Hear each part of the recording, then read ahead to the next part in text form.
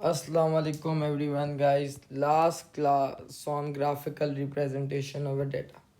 Guys हमने topic शुरू करा था और मैंने आपको बताया था ग्राफिकल रिप्रेजेंटेशन होता है दो पार्ट्स में डिवाइडेड। पहला पार्ट होता है बेटा रिप्रेजेंटेशन ऑफ अ डेटा। उसमें पहली चीज़ आती है फ्रीक्वेंसी डिस्ट्रीब्यूशन डायग्राम, दूसरी चीज़ आती है पाई चार्ट, तीसरी चीज़ आती है बार चार्ट, चौथी चीज़ आती है हिस्टोग्राम, पांचवी चीज़ आती है फ्रीक्वेंसी डेंसिटी डायग्राम। यहाँ तक हमने कंप्लीट कर लिया था, बट फ्रीक्वेंसी डेंसिटी पॉलीगॉन हमने नहीं करा था। तो आज जो सबसे पहले वो कंप्लीट करते हैं गाइस। फ्रीक्वेंसी डेंसिटी पॉलीगॉन, उसमें क्या करना होता है गाइस। सबसे पहले यहाँ पे देखो और मुझे बताओ, विल यू मेक हिस्टोग्राम या फ्रीक्वेंसी डेंसिटी डायग्राम। अगर आप देखो सारी क्लास विद सेम है, that means you are suppose to make what, you are suppose to make histogram. तो 0 से 4 तक की फ्रीक्वेंसी 4 है, 4 से 8 तक की फ्रीक्वेंसी गाइस क्या है, 4 से 8 तक की फ्रीक्वेंसी है गाइस आपकी 8, एंड 8 से 12 तक की फ्रीक्वेंसी है 7, 12 से 16 तक की फ्रीक्वेंसी गाइस क्या आपकी 4, एंड 16 से 20 तक की फ्रीक्वेंसी आपकी है 2। Now make us dot at all centre point, हर बार के सेंटर पॉइंट पे डॉट बना दो गाइस। देन कनेक्ट दिस, इसको कनेक्ट करो बेटा, and then you'll end up making a polygon. तो पॉलीगॉन में आपको क्या करना होता है, आइदर मेक अ हिस्टोग्राम और frequency density diagram. Next part में दोनों के सेंटर में डॉट बनाओ and then just connect all the dots with the scale. बात समझ आई गाइस। तो ये समझ आने के बाद, ये सब समझ आने के बाद हमारा फ्रीक्वेंसी डेंसिटी डायग्राम भी डन हो गया। फिर बात आती है क्यूमुलेटिव फ्रीक्वेंसी कर्व की। गाइस मैंने आपको इसकी वीडियो दे दी थी और मैंने इसके क्वेश्चंस भी आंसर कर दिए थे, बट इसका एक सवाल मैंने आंसर नहीं करा था। तो let's answer that for you बेटा, ये वाला सवाल।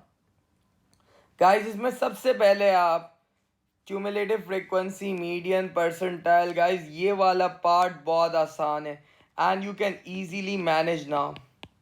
जस्ट होल्ड ऑन, ये वाला पार्ट ए बी सी बहुत आसान है and you can easily manage now. But जो पार्ट डी है गाइस, बट जो पार्ट डी है वो चीज़ मुझे आपको बतानी गाइस। उसमें क्या करना है आप सुनना बेटा, रीड करना। बोला हुआ है 3 bulb lasted 50 hour or less. 3 bulb 50 और लेस आवर लास्ट कर रहे हैं, और कोई भी बल्ब आउट ऑफ 80 350 घंटे से ज़्यादा लास्ट नहीं कर रहा। Listen, let's make this total 80 bulb है ना, 10 20 30 40 50 60 70 80, एंड यहाँ पे 50 100 150 200 250 300 350 and 400। Now listen guys, part A B C आपको करना आता है, आप सुनना।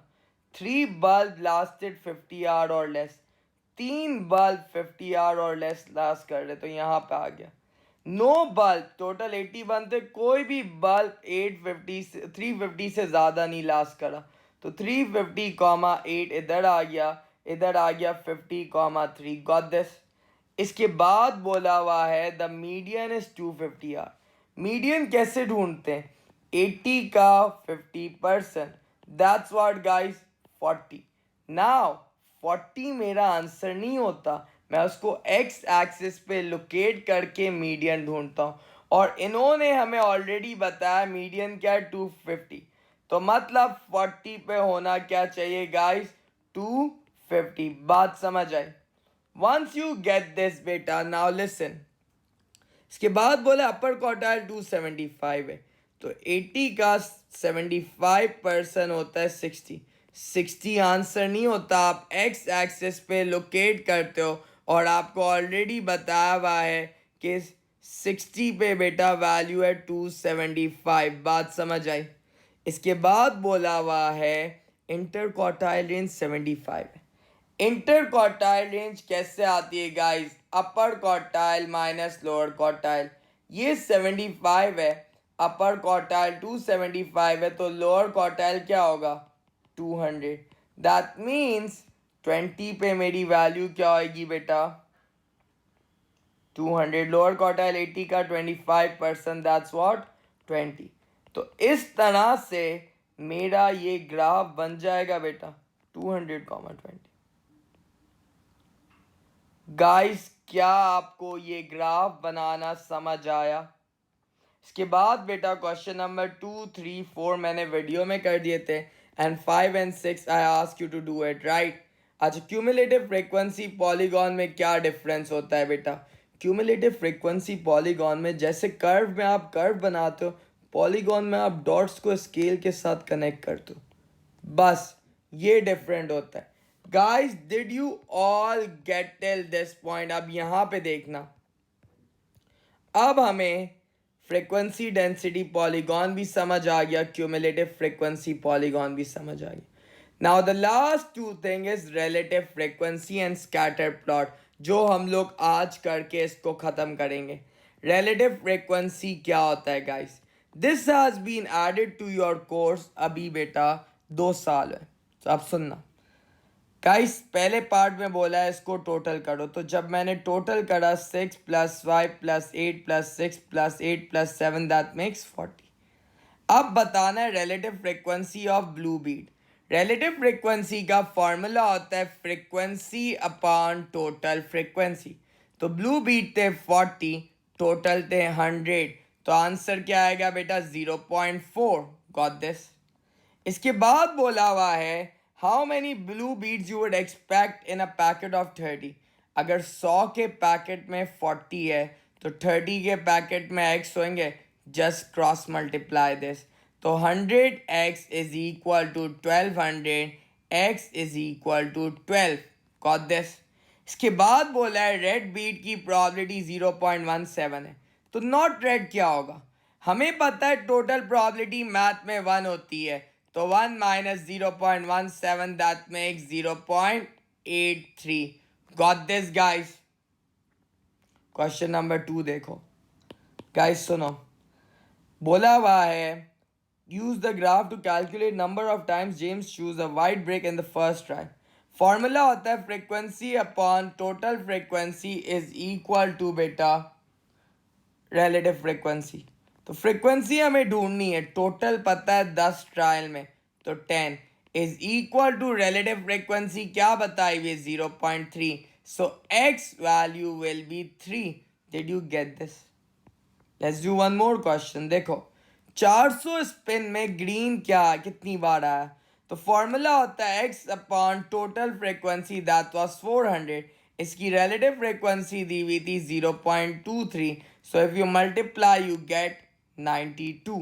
Did you all get this guys?